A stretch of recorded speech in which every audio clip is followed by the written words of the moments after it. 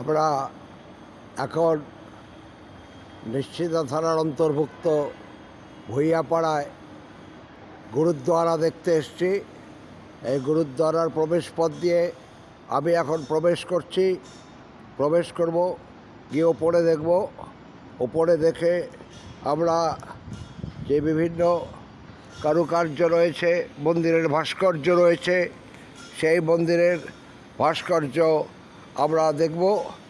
দেখে আমি আপনাদের কাছে আস্তে আস্তে পুরো মন্দিরটি দেখিয়ে আবার ফিরে আসব। এটা গুরুদ্বারা। এই গুরুদ্বারা মন্দিরে যে প্রবেশপথ, সেই প্রবেশপথ দিয়ে আমি উঠছি। প্রবেশপথ দিয়ে উঠতে উঠতে আমি পাচ্ছি সামনে একটি দরজা। সেই দরজা দিয়ে আমি এখন ভেতরে ঢুকব। ভেতরে ঢুকে আজকে আমি আপনাদের গুরুদ্বারা ও শিখ সম্প্রদায়ের মানুষ কীভাবে সাধন ভজন করেন সেটা আপনাদের কাছে দেখাবো। আমি গুরুদ্বারা দিয়ে ঢুকছি, মূল গেট দিয়ে। এখানে আছে, আপনারা দেখুন এই ছবিটা দেখার পরে আপনাদের আমি আস্তে আস্তে দেখাবো যে গুরুদ্বারা কতটা জায়গা নিয়ে। এই গুরুদ্বারায় আমাদের শিখ সম্প্রদায়ের ভাইয়েরা যারা আছেন তারা এই গুরুদ্বারা পরিচালনা করেন। এই গুরুদ্বারায় আমরা দেখাচ্ছি আস্তে আস্তে আপনাকে।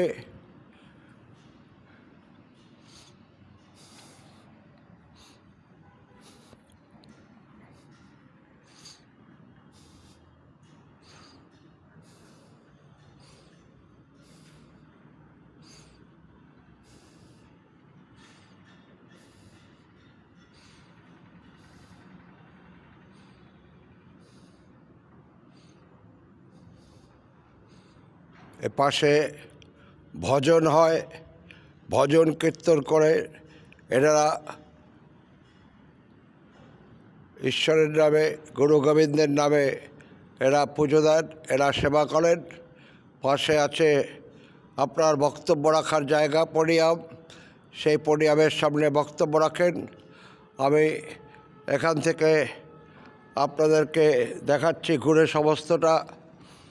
আপনারা দেখুন, দেখিয়ে উপরে সাজসজ্জা দ্বিতল বিশিষ্ট, এবং তার ওপরও আরেকটি তলা আছে ত্রিতল বিশিষ্ট। এই ত্রিতলে বহু ভক্ত সমাগম হয়, বহু পূজারীরা আসেন, বহু মানুষ আসেন এখানে শিখ সম্প্রদায়ের। তারা আজকে এখানে এই ধর্ম সম্প্রদায় ভারতবর্ষের অত্যন্ত গুরুত্বপূর্ণ একটি অংশ। এই গুরুত্বপূর্ণ অংশে আমরা আজকে এসেছি এই গুরুদ্বারা মন্দিরে। আসা মাত্র আমার সৌভাগ্য হলো প্রসাদ পাওয়ার জন্য আমি এখানে ওনার কাছে এসেছি। উনি প্রসাদ নিয়ে অপেক্ষা করছেন। আমি প্রসাদ গ্রহণ করে ওনার সাথে দু একটি কথাবার্তা বলবো।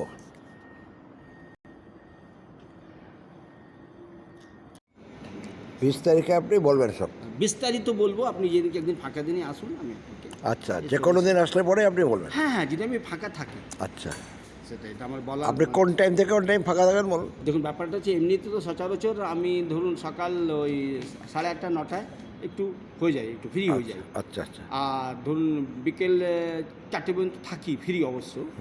কিন্তু যদি কোনো আমাদের উৎসব থাকে বা কোনো পাঠ থাকে তাহলে আমাকে বাইরেও যেতে হয়। না মানে আগামীকাল যদি আসি আমি। হ্যাঁ, আগামীকাল বাড়িতেও বেশি দূরে নয়, বেলানগরে। আপনাকে আমি এখন সেই কথাটা দিতে পারছি না। আচ্ছা। কারণ এখন আমাদের উৎসবের সময় চলছে, তো যার জন্যই আমাদের এখন একটু মুশকিল আছে। আমরা একটু সময় কম পাচ্ছি, যার জন্য আপনি কোনদিন ফ্রি সময় বসবেন আমার সাথে, আমি আপনাকে সব। আচ্ছা, ফোন করে আসবো আপনাকে। সেইটা না, আপনি আসুন, এমনি মাথা নমস্কার করবেন, প্রণাম করবেন গুরুজিকে। গুরুজিকে প্রণাম করে এসছি। হ্যাঁ হ্যাঁ হালুয়া খাই হ্যাঁ খাই হ্যাঁ, খেয়েছেন। হ্যাঁ, কড়া প্রসাদ বলা হয় ওটাকে, কড়া প্রসাদ কি বলা হয়? কড়া প্রসাদ। কড়া প্রসাদ, হ্যাঁ, আচ্ছা, আচ্ছা। হালুয়া, হালুয়া বলবেন না, হালুয়া আলাদা জিনিস। ও এটা হচ্ছে কড়া প্রসাদ। কড়া প্রসাদ, কড়া প্রসাদ, যাকে আমরা পাঞ্জাবিতে বলি দেগ। কি বলি? দেগ দেগ। ডেক, হ্যাঁ দেগ দেগ দেগ বলি। ডেট, হ্যাঁ দেগ দেগ দেগ দেগ ডেক, দেগ, হ্যাঁ দেগ, দ দেগ। একার গো দেগ, দ দেগ। একার গো দেগ। দেগ। তখন আমরা দেগ বলি, ওই কড়া প্রসাদকে দেগ বলি। আচ্ছা। কথা বুঝছেন? যে আমি যাকে আজকে আপনি এভাবে ভিডিও করবেন না, আমি আপনার কাছ থেকে একটু ক্ষমা প্রার্থনীয়। ঠিক আছে। করবেন না, কারণ আমি এখন সেই সিচুয়েশনে আমি নেই। আচ্ছা আচ্ছা, আমি যখন বসবো ঠিক আপনার আছে। সাথে তাহলে আমি আসবো আপনার কাছে হ্যাঁ নিশ্চয়ই ওই নিশ্চয়ই। সন্ধ্যেবেলা তো করে আসতে পারে হ্যাঁ, সুবিধা, হ্যাঁ, সন্ধ্যেবেলা আসতে সুবিধা। হ্যাঁ একটু দুপুর করে আসুন। তখন ভজন হবে, পাঠ হবে, হ্যাঁ সেটা আপনি আর শুনতে নেক হবে। হ্যাঁ নেক হবে, সেটা আপনি শুনতে পারবেন। যা হবে হ্যাঁ যা হবে ঠিক আছে, ঠিক আছে। আপনি ওটা আপনি নমস্কার, সন্ধ্যা নমস্কার, করে নমস্কার। গুরু কি গুরু কি গুরুজি হ্যাঁ গুরু কি বলে সোনিহাল। সত শ্রী অকাল। এটা জোরে বলবেন, ঠিক আছে। वाहिगुरु जी का खालसा वाहिगुरु जी की फतेह गुरु जी का खालसा, वाहिगुरु जी की फतेह वाहे जी का फतेह, वाहिगुरु जी का खालसा वाहिगुरु जी की फतेह। वाहे गुरु जी के खालसा, वाह जी की गुरु जी की फतेह।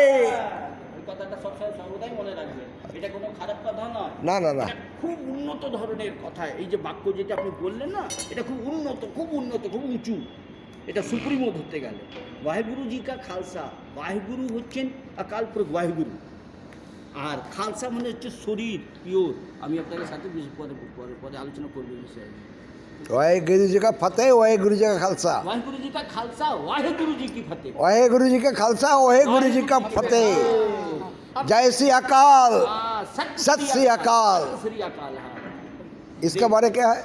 सब बताएगा आपको। आप कभी बैठिएगा, ठीक है, ठीक है, ठीक है। बताने के लिए हम लोग हैं भैया। हाँ। बाबा जी है बताएंगे सब आपको समस्त काज हो जाए আপনার এখানে কোনো অসুবিধা